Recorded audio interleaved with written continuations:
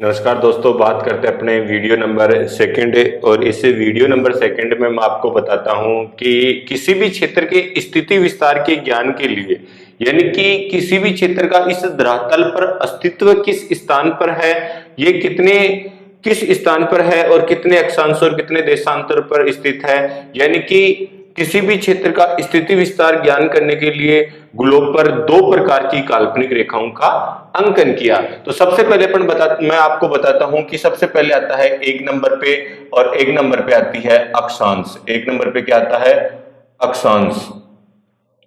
और दो नंबर पे आता है देशांतर।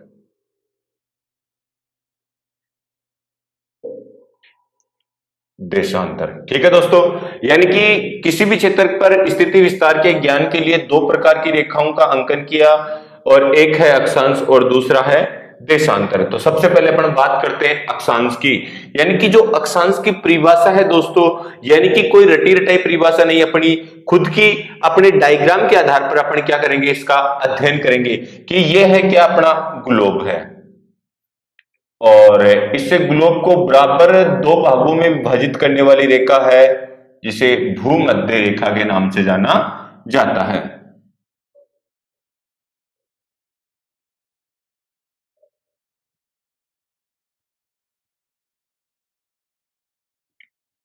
जिसका अक्षांशीय मान होता है 0 डिग्री अक्षांश। क्या होता है?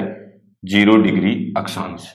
ठीक है दोस्तों। यानी कि ग्लोब के बिल्कुल मध्य से होकर गुजरती एक मुख्य रेखा होती है, जिसका नाम होता है भूमध्य रेखा। ये अक्षांश रेखाओं में होती है। तो इससे पहले मैं आपको बता दूं कि इस जो भूमध्य रेखा है, इसको अनेक नामों से जाना जाता है। सबसे पहले आता है, इसका पहला नाम है 0 डिग्री अक्षांश। नाम नंबर फर्स्ट क्या है? 0 डिग्री अक्षांश। इसे 0 डिग्री अक्षांश क्यों कहा जाता है? क्योंकि इसका जो अक्षांशीय मान होता है वो कितना होता है? 0 डिग्री होता है। और 0 डिग्री होने के कारण इसे क्या कहा जाता है? 0 डिग्री अक्षांश कहा जाता है। इसके बाद में नाम नंबर 2 आता है, इसका दूसरा नाम आता है भूमध्य रेखा। भूमध्य रेखा बिल्कुल इसी के नाम में परिभाषा छुपी हुई है। भू यानी पृथ्वी, मध्य यानी बीच का, रेखा यानी लाइन। यानी कि ग्लोब के बिल्कुल मध्य से होकर, पृथ्वी के बिल्कुल मध्य से होकर गुजरने वाली रेखा को क्या कहा जाता है? भूमध्य रेखा कहा जाता है। ठीक है। इसके बाद में तीसरा नाम आता है विषुवत रेखा। दोस्तों, विषुवत रेखा, विषुवत रेखा किसे कहा जाता है? इसी रेखा को विषुवत रेखा कहा जाता है। क्योंकि ग्लोब क्या होता है, सबसे पहले मैं आपको एक बात और बता देता हूं। ग्लोब होता है पृथ्वी की हूबहू गोलाकार आकृति, जो ध्रुवों से चपटी हुई और बीच से क्या होती है? उभरी हुई होती है। इस गोलाकार आकृति को क्या कहा जाता है? ग्लोब कहा जाता है। क्या कहा जाता है? ग्लोब कहा जाता है। और ग्लोब की जो बीच यानी कि ध्रुवों से चपटा हुआ और बीच से उभरी हुई होने के कारण जो पृथ्वी के बिल्कुल, इस ग्लोब के बिल्कुल मध्य से होकर गुजरती है, वो रेखा क्या होती है? वो सबसे बड़ी होती है अक्षांश रेखा। इसीलिए विस्तृत का अर्थ होता है विशाल, रेखा का अर्थ होता है लाइन।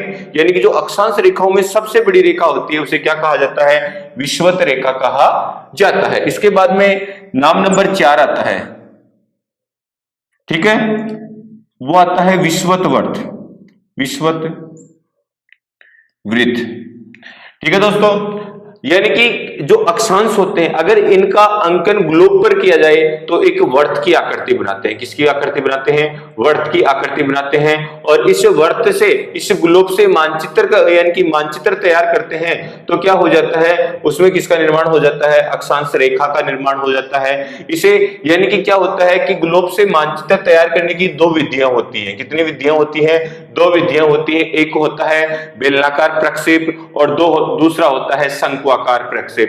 बेलनाकार प्रक्षेप से भूमध्य रेखा के निकटवर्ती क्षेत्रों का क्या किया जाता है? मानचित्र तैयार किया जाता है। जबकि शंक्वाकार प्रक्षेप की आकृति जोकर की टोपी के समान होती है, जिससे यानी कि किसका मानचित्र तैयार किया जाता है?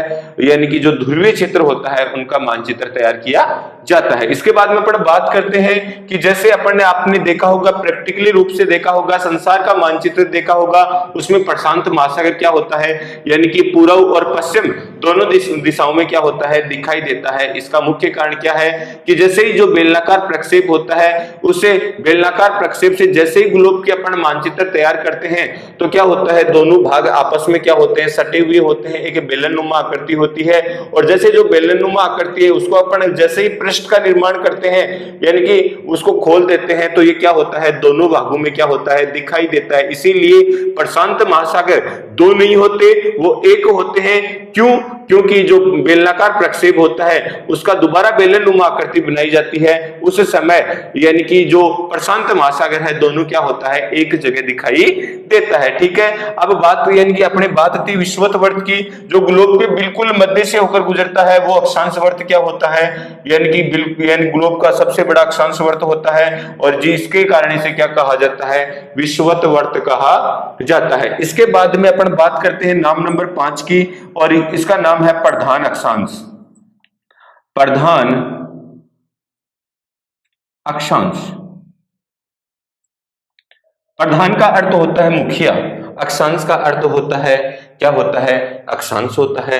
यानी कि प्रधान अक्षांश, यानी कि जो अक्षांश होते हैं उनमें जो मुख्य अक्षांश होता है उसे क्या कहा जाता है, प्रधान अक्षांश कहा जाता है। क्या कहा जाता है, प्रधान अक्षांश कहा जाता है। उसके बाद में नाम नंबर 6 आता है, यानी कि दोस्तों जिस प्रकार किसी जीव की उत्पत्ति उसकी मां से होती है, किससे होती है, उसकी मां से होती है, उसी प्रकार अक्षांशों की उत्पत्ति भी किससे होती है, इससे मुख्य अक्षांश से होती है, इससे भूमध्य रेखा से होती है, या 0 डिग्री अक्षांश से होती है। इसीलिए इसे अक्षांशों की क्या कहा जाता है,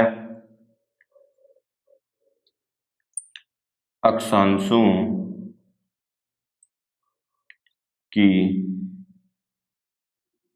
जननी कहा जाता है। क्या कहा जाता है, अक्षांशों की जननी। कंपटीशन में चाहे 0 डिग्री अक्षांश पूछ सकता है, आपको भूमध्य रेखा पूछ सकता है, विषुवत वर्त नाम दे दे, यानी कि विषुवत वर्त दे दे, या विषुवत रेखा दे दे, या प्रधान अक्षांश दे दे, या अक्षांशों की जननी दे दे। तीनों यानी कि जो 6 नाम है, इसका अर्थ है कि जो अक्षांश, जो मुख्य अक्षांश होता है जो ग्लोब को बराबर 2 भागों में बांटता है, जो बिल्कुल मध्य से होकर गुजरता है, उस अक्षांश के संदर्भ में बातें कर रहे हैं। कंपटीशन में कई बार क्वेश्चन पूछा जाता है कि विषुवत वर्त, यानी कि जो अक्षांश सबसे बड़ा अक्षांश वर्त होता है उसका अक्षांशीय मान कितना होता है, 0 डिग्री होता है। सबसे बड़े अक्षांश वर्त को किस नाम से जाना जाता है, तो कई बार भूमध्य रेखा दे दिया जाता है, कई बार विषुवत रेखा दे दिया जाता है, कई बार विषुवत वर्त दे दिया जाता है, कई बार 0 डिग्री अक्षांश दे दिया जाता है, कई बार प्रधान अक्षांश दे दिया जाता है, और कई बार क्या दे दिया जाता है, अक्षांशों की जननी। यानी कि कोई भी आपको नाम मिले उसका अर्थ है कि आप यानी ग्लोब के जो बिल्कुल मध्य स्थित जो अक्षांश होता है उसके संदर्भ में बातें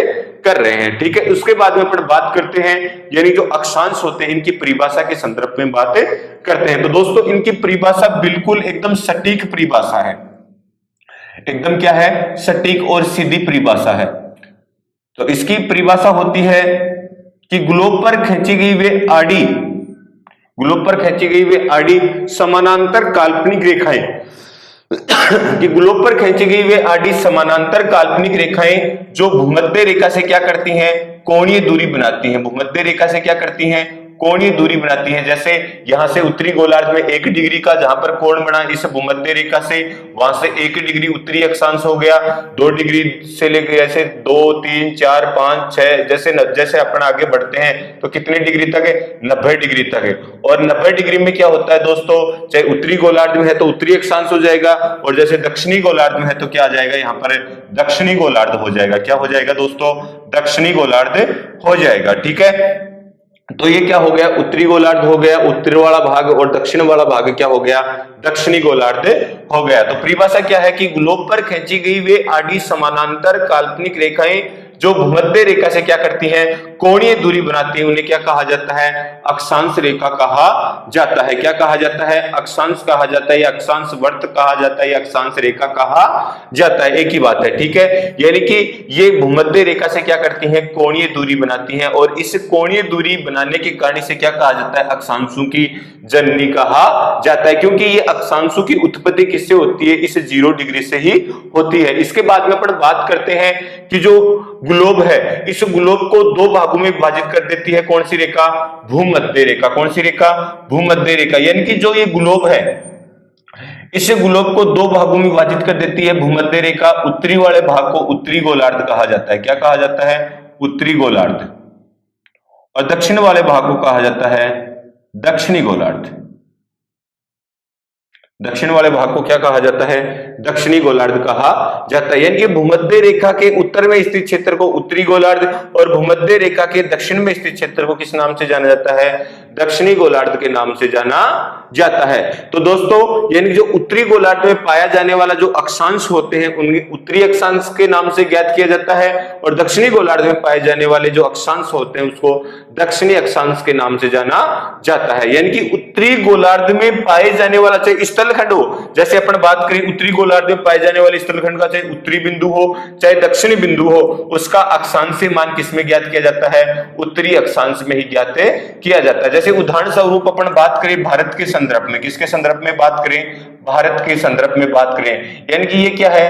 भारत है अपना, ठीक है। और इसे भारत में क्या होता है? उत्तरी बिंदु भी है और दक्षिणी बिंदु भी है, और उत्तरी बिंदु और दक्षिणी बिंदु दोनों होने के कारण दोनों में क्या होता है? जो अक्षांशीय विस्तार का प्रारंभ होता है वो क्या होता है? उत्तरी अक्षांश से ही प्रारंभ होता है। जैसे मुख्य भूमि के संदर्भ में अपन बात करते हैं, तो मुख्य भूमि के संदर्भ में दोस्तों क्या होता है कि इसका अक्षांशीय मान कितने डिग्री से प्रारंभ होता है? 8 डिग्री 4 मिनट। और वो कौन सा अक्षांश है? उत्तरी अक्षांश। कौन सा अक्षांश होता है? उत्तरी अक्षांश होता है। क्यों होता है? क्योंकि अपन कौन से गोलार्ध में स्थित है? उत्तरी गोलार्ध में स्थित है। तो 8 डिग्री 4 मिनट उत्तरी अक्षांश से लेकर 37 डिग्री 6 मिनट 37 डिग्री 6 मिनट उत्तरी अक्षांश तक विस्तृत है। कौन से अक्षांश तक विस्तृत है?